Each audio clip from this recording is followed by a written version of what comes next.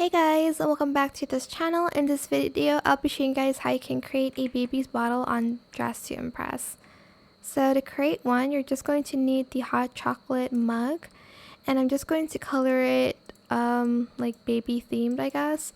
Actually, I'm just going to color the first one white and then the rest like this pink color. Once you're done, you're going to grab this pillow, and that's pretty much it. It is that simple. Let me just recolor my nails first. Sorry. Did I even change it? No.